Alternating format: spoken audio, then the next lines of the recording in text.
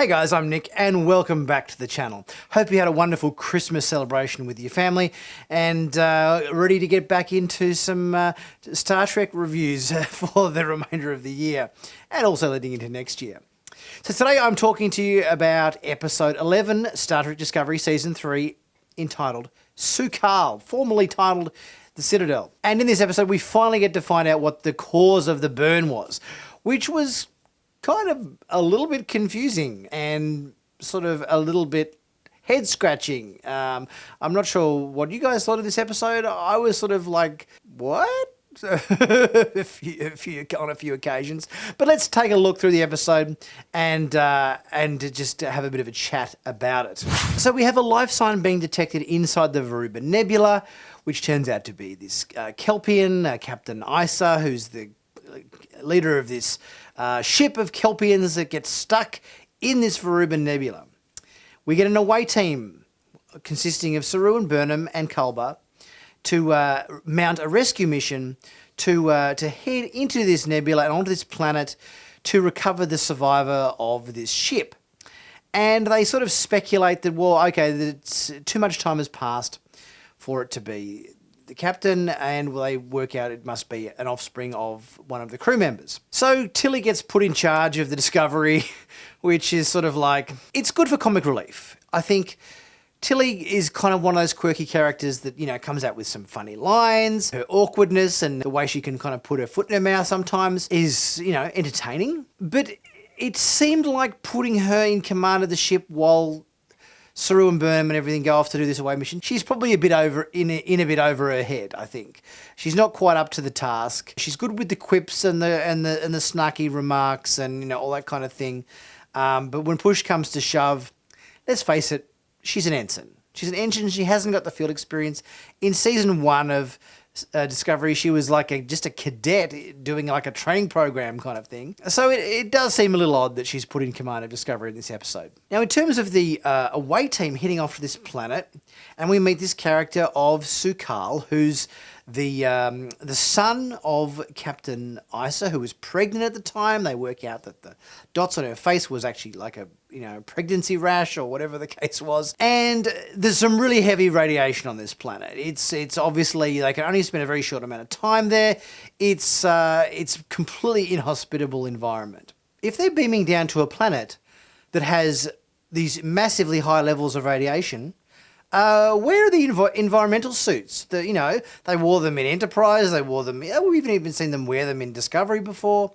Plenty of Star Trek movies. The whole EV suit thing with the gloves and the whole astronaut helmets and everything. Why are you beaming down to this planet filled with radiation that can kill you in 4 hours without some sort of protective suit on? Now, this guy is obviously, because he was born on the planet, this Su'Kal character, I guess he's kind of immune to the radiation because he's kind of grown up with it, so it doesn't affect him. His other Kelpian crew members have obviously long passed away, and he has been raised by, let's face it, a bunch of holograms, a holodeck program, for want of a better term, where his mother, the Kelpian captain, has programmed a whole bunch of holo emitters or whatever on this planet to act as guardians or counselors and teachers to raise her child, because I guess she and the rest of the crew would have passed away when he was very, very young, which is fine.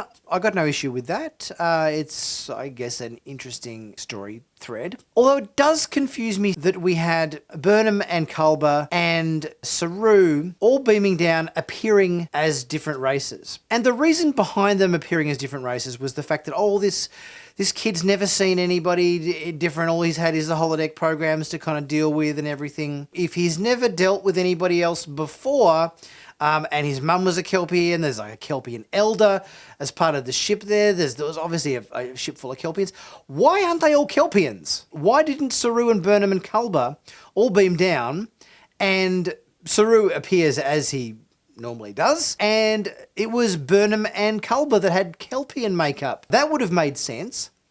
But to kind of say, well, the kid's very nervous. He's a bit scared. We got to change your appearance because he might freak out if he sees people he's not familiar with. And it's like, well, why are you making him a Bajoran and a Trill?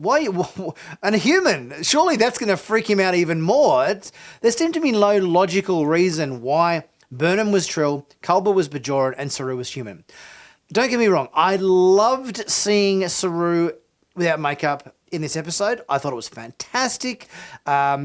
It allowed Doug Jones to act, without all the constrictions of the makeup he normally wears. I love that element. I thought, this is great. Seeing Doug Jones playing a human character on the show, but still being Saru, fantastic. Loved it, loved it, loved it. It's soon after that we find out that this guy, Sukal, who's sort of essentially like a child, even though he's an adult now, his mental capacity or his personality or whatever you want to call it is very childlike. I enjoyed the scenes with Burnham kind of trying to pretend to be a hologram and to be a teaching hologram and saying, hey, I'm a new program and I'm here to teach you all about social interaction with outside alien species. That was cute. And it was good to see Burnham being a science officer, talking to Sukal and kind of playing a little bit of a counselor role in terms of trying to get him used to the fact that, hey, we're actually not holograms, we're aliens here with a spaceship to come and take you off your planet, and she's trying to sort of talk him around. I enjoyed the scene. I enjoyed the interaction. I enjoyed watching what she was trying to achieve in this scene. So shortly thereafter, we find out that whether it's because this kid has been raised on this planet, he's immune to the radiation, got some sort of weird genetic link to the dilithium and all the energies that the planet is kind of creating, because the whole planet is made of dilithium, that if he kind of has a bit of a freak out, then he causes a big shockwave that essentially was the burn. So 100 years ago, this kid had a bit of a tantrum and made a shockwave, and that caused the burn. He's been stuck in this planet with a scary, creepy, kind of floaty, ghosty monster that he seems to be very nervous about, and he seems to be very nervous and skittish about bloody everything. He's not a calm person at all. We had a big scream and a shockwave, whatever it was, 100 years ago, which caused the burn, and we almost got another one. He did another little mini freak out, and that caused a shockwave too. And if the Discovery hadn't have taken its dilithium offline or whatever, then it would have been in big trouble. Yeah, there's some big plot holes in this. I think considering the burn is such a pivotal question in this season of Discovery, you want to make sure it pays off. You want to make sure it's satisfying. At the moment, it's kind of a bit of a head-scratching moment, I think. We've still got 2 episodes to go. I can reserve my judgment quite happily and have an open mind until we see how that plays out. But for the first episode of a answer to the burn, it kind of left me feeling a little bit, what? There were just too many plot holes, I think. I'll be happy to be proven wrong, and if there's added information that comes into play in the next episode or the finale, then sure, that's good. But at the moment, there was a few question marks for me. There were plenty of moments in this episode that I loved seeing, as I said, Doug Jones in human makeup, or no makeup, I should say. It was fun seeing Tilly in command and being snarky, but let's face it, she's not up for the task. And she never should have been put in that position, really. And you could tell that Admiral Vance was a bit kind of dubious about it. She should not be in command. I'm just gonna bite my tongue because it's obviously Saru's ship and he has faith in her, so I'm gonna have faith in Saru because of it. But you could tell that Vance was significantly dubious about putting Tilly in command of the Discovery, and he got proved correct, because let's face it, the ship got boarded, Osara's in control, they stole the spore drive tech, and basically everything's gone to hell in a handbasket. So yeah, it'll be interesting to see how they get themselves out of this situation in the next episode. So hopefully things become a little bit clearer in next week's episode 12, but only 2 episodes to go in Discovery, so they've got to get their act together. There was a few issues with the first season of Star Trek Picard where the season kind of finished and there was a few loose threads that hadn't been tied up adequately, and it felt a little bit sort of rushed out. So hopefully that's not the case with Discovery.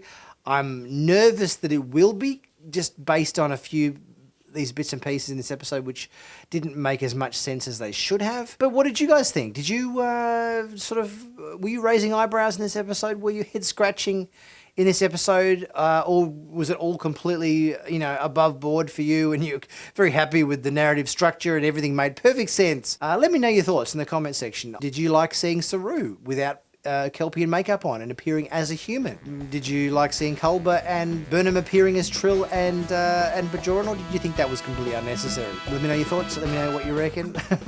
I'll be back tomorrow with the trailer and sneak peek of episode 12 and see what we can learn from that. In the meantime, guys, don't forget to like, comment, share, subscribe, merch, join, all those things. And I'll catch you very soon for my next review.